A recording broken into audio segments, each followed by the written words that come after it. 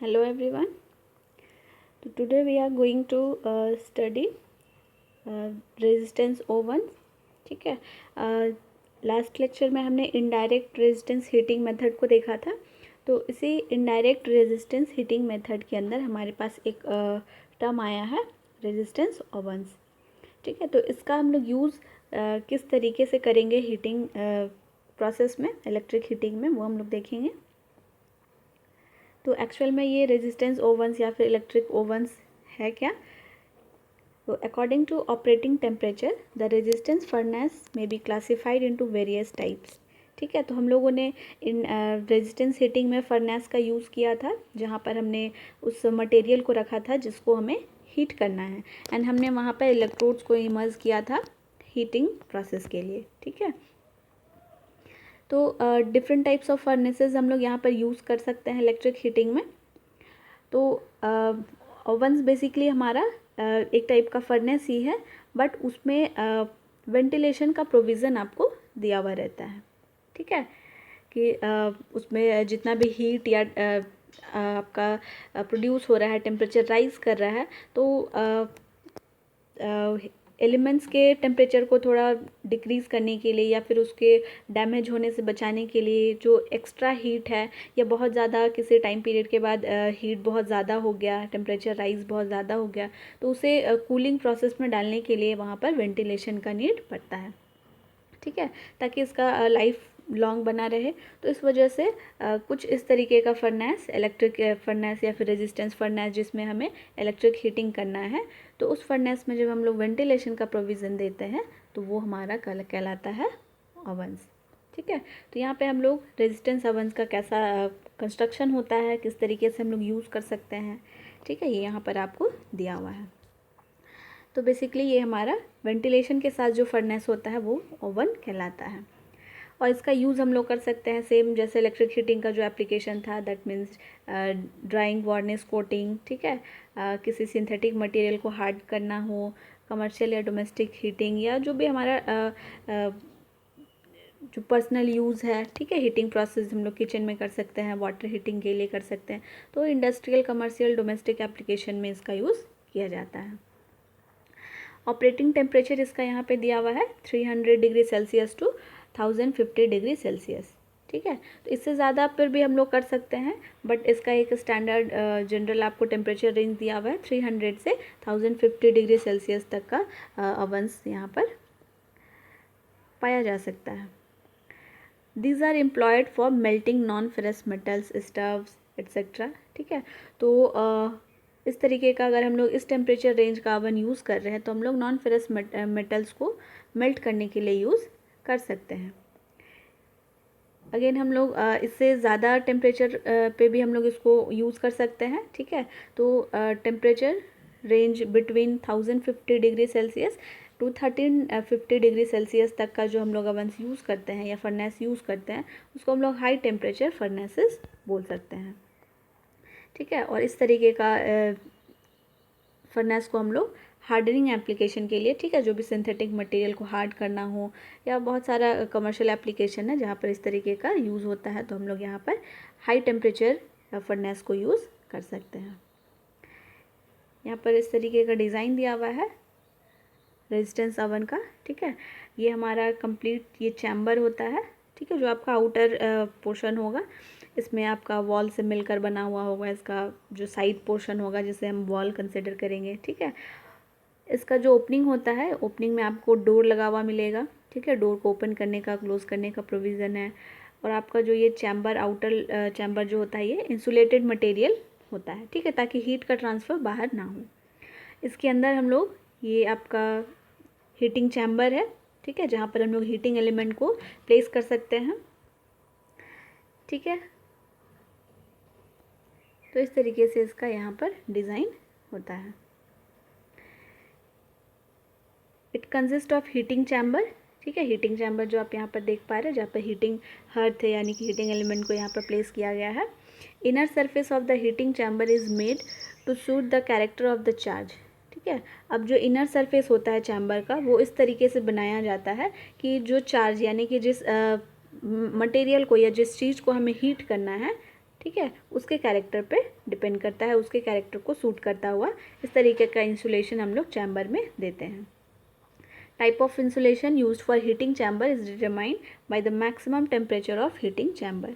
अब जो इंसुलेशन हम लोग यूज़ कर रहे हैं, तो किसी भी चीज़ में हम लोग जब इंसुलेशन देते हैं, ठीक है, अगर हम यहाँ पर टेम्परेचर रेजिस्टेंस इंसुलेशन दे रहे हैं तो टेम्परेचर जो इंसुलेशन होगा वो टेम्परेचर पे ही डिपेंड करेगा।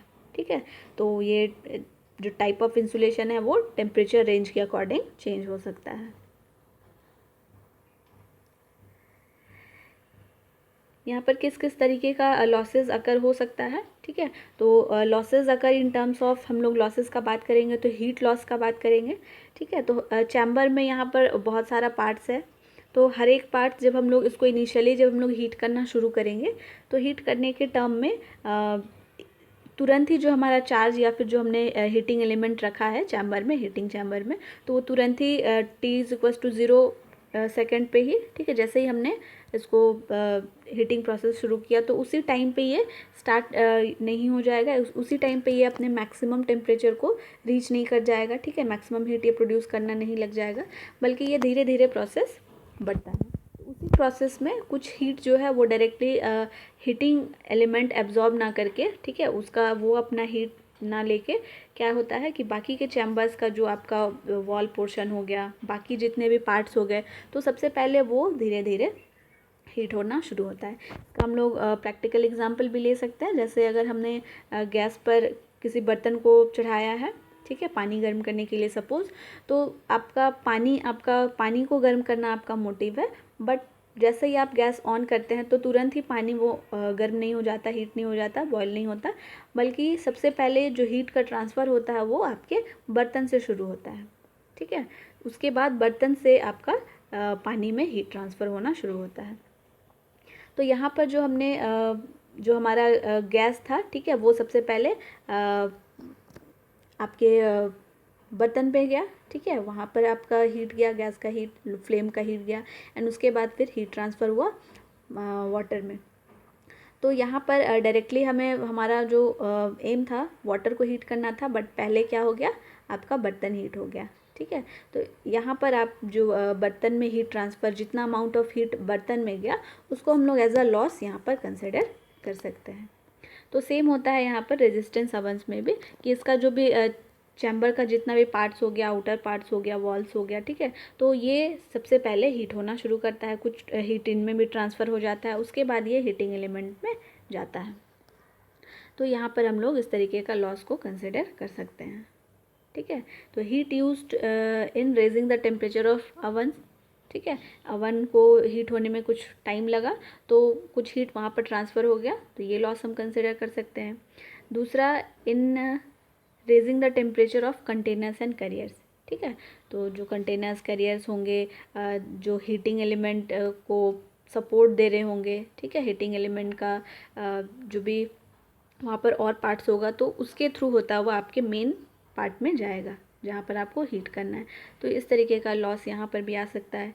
Heat conducted through the walls, ठीक है, चैम्बर के वॉल्स में हीट ट्रांसफ़र हो गया। Heat loss due to opening of oven doors, तो जब हम लोग चेकिंग प्रोसेस में अगर जाते हैं, टेस्टिंग प्रोसेस में कि हीट हुआ कि नहीं, डिज़ायर्ड टेम्परेचर तक पहुंचा या नहीं, तो उस केस में हम लोग अगर डोर ओपन क्लोज कर रहे हैं तो वो आपका एटमॉस्फेयर में भी हीट ट्रांसफ़र हो जा रहा है, तो इस लॉस को भी हम यहाँ पर कंसिडर करते हैं।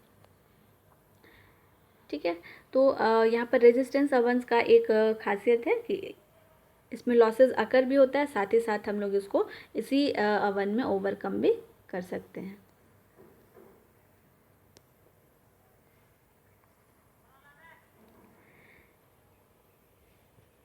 एफिशिएंसी अगर हमें निकालना हो अवन का, तो एफिशिएंसी हम लोग जनरल डेफिनेशन जानते हैं, ratio of output by input. ठीक है, एंड इनपुट जो होता है ये बेसिकली आपको जो हमने इनपुट दिया वो आउटपुट तक आपका ट्रांसफ़र होता है, और साथ ही साथ कुछ लॉसेस आपका बीच में हो जाता है। ठीक है, तो इनपुट को हम लिख सकते हैं आउटपुट प्लस लॉसेस। तो एफिशिएंसी ऑफ द ओवन हम लोग इसको डिफाइन कर सकते हैं। आउटपुट हमें क्या चाहिए, हीट चाहिए, ठीक है, जो हमें चार्ज को या फिर लिक्विड को, जिस भी चीज़ मटेरियल को हमें हीट करना है, तो उसका जो फाइनल टेम्परेचर होगा, ठीक है, उस टेम्परेचर तक पहुंचने के लिए जितना हीट का रिक्वायरमेंट हुआ वो आपका आउटपुट हो गया, एंड डिवाइडेड बाय इनपुट। ठीक है, तो इनपुट में हम लिख सकते हैं आउटपुट प्लस लॉसेस। तो हम इस रेशियो से एफिशिएंसी ऑफ ओवन को हम डिफाइन कर सकते हैं।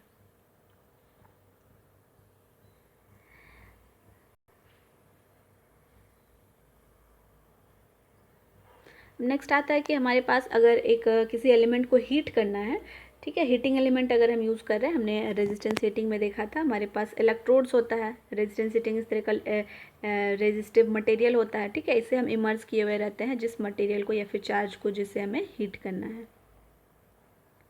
ठीक है, 2 इलेक्ट्रोड होता है, तो इसके थ्रू यहाँ पर जो ड्रॉप हो रहा है, वोल्टेज ड्रॉप्स हो रहा है रेजिस्टिव एलिमेंट के अक्रॉस। ठीक है, तो यही हीट क्या हो रहा है, ट्रांसफ़र हो रहा है आपके चार्जेस में जिसे आपको हीट करना है, या फिर उस एलिमेंट में जिसे आपको हीट करना है।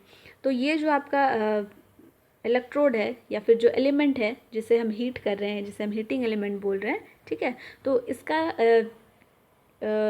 सिलेक्शन हम लोग कैसे करेंगे।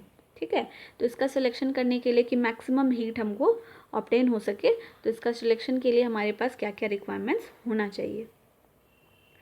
तो पहला चीज़ हम जो कंसिडर करते हैं that is high specific resistance. ठीक है, अगर आपके हीटिंग एलिमेंट का, आपके मटेरियल का, ठीक है, इलेक्ट्रोड का रेजिस्टेंस अगर काफ़ी ज़्यादा होगा तो उतना ही ड्रॉप वहाँ पर आपको मिलेगा, और जितना ज़्यादा ड्रॉप होगा आपको उसके इक्विवेलेंट आपको हीट भी उतना ही ज़्यादा मिलेगा। हाई मेल्टिंग पॉइंट होना चाहिए। ठीक है, अगर आप उसमें कंटिन्यूस सप्लाई दे रहे हैं, कंटिन्यूस वो हीट हो रहा है, एंड आप इस तरीके का यूटेंसिल यूज़ तो नहीं करते जो कि आप गैस पर रखते ही वो हीट होने के साथ वो मेल्ट कर जाए। ठीक है, आप प्लास्टिक या फिर इस तरीके का कोई भी कंटेनर यूज़ नहीं करते हीटिंग प्रोसेस के लिए जो कि मेल्ट हो जाए। ठीक है, आप जिसका मेल्टिंग पॉइंट बहुत ज़्यादा हाई हो, ठीक है, स्टील का हो गया, एलुमिनियम का हो गया, तो इस तरीके का आप यूज़ करते हैं जिसका मेल्टिंग पॉइंट हाई होता है। ठीक है, तो हमें यहाँ पर भी उस चीज़ का ध्यान रखना है कि हमें जिस टेम्परेचर या फिर जो अपना रिज़ल्ट हमें ऑब्टेन करना है वहाँ तक हम पहुँच पाए। ठीक है, इस तरीके का एलिमेंट उस टेम्परेचर के साथ, उस हीट वैल्यू के साथ वो विथस्टैंड कर पाए उतनी देर। Low temperature coefficient of resistance. ठीक है, तो रेजिस्टेंस जो होना चाहिए लो टेम्परेचर कोफिशिएंट का होना चाहिए।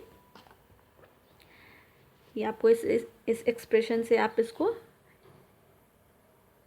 आपका जो हीटिंग एलिमेंट है, ठीक है, जिसका रेजिस्टेंस लो टेम्परेचर कोफिशिएंट है, तो आप उसके हीट को इस तरीके से इस एक्सप्रेशन से मेज़र कर सकते हैं।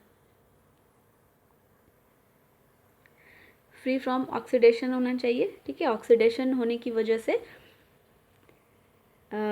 जो हमारा हीटिंग एलिमेंट होता है, ठीक है, वो डैमेज हो सकता है, उसका लाइफ थोड़ा रिड्यूस हो जाता है। तो ये यहाँ पर ऑक्सीडेशन प्रोसेस बहुत ही कम होना चाहिए। ठीक है, high mechanical strength.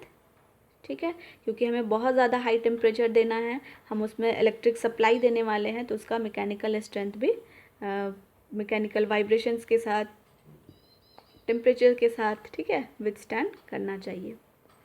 Non corrosive होना चाहिए। ठीक है, हो सकता है कि हम एग्ज़ाम्पल ले लें अगर इमर्जन रॉड का, ठीक है, वाटर हीटर का, तो उसे हमें इमर्स करना होता है लिक्विड में।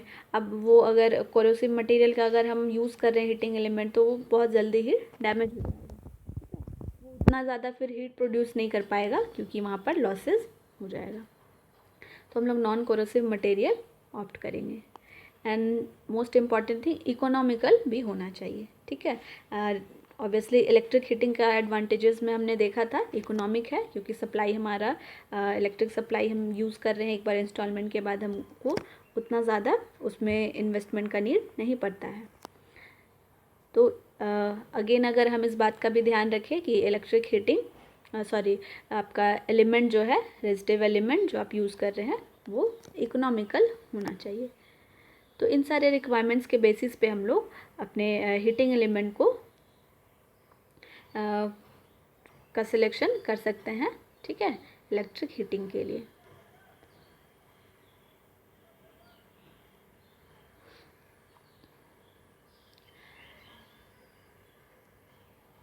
ठीक है, तो हमने इसके स्पेसिफिकेशन कैरेक्टरिस्टिक्स को हमने देखा कि क्या क्या कैरेक्टरिस्टिक्स यहाँ पर फुलफ़िल करना चाहिए।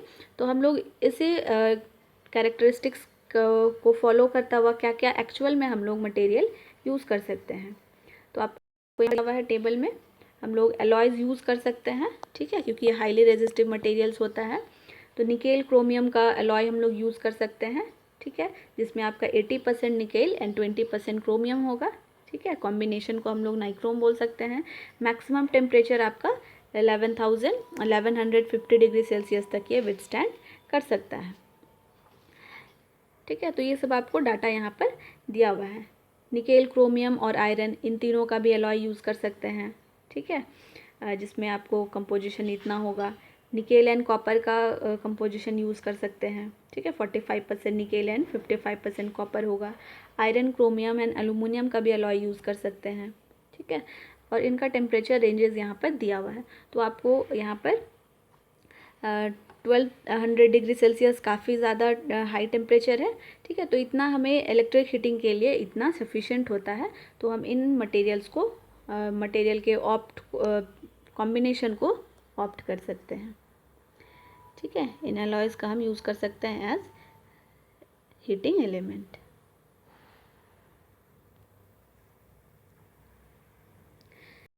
ठीक है, नेक्स्ट हम लोग नेक्स्ट लेक्चर में हम लोग आगे स्टडी करेंगे कि क्या क्या रीज़न हो सकता है हीटिंग एलिमेंट के फेलियर का, ठीक है। अगर इन फेलियर से अगर हमें बचना है तो अभी जिस कैरेक्टरिस्टिक्स को हमने देखा, ठीक है, ये मटेरियल का हम लोग, इस मटेरियल का हम लोग हीटिंग एलिमेंट ऑप्ट कर सकते हैं। साथ ही साथ जो अभी हमने इसका रिक्वायरमेंट देखा, जनरल रिक्वायरमेंट, ये सारा फुलफ़िल करना चाहिए ताकि हम फेलियर से बच सकें। Okay, thank you everyone.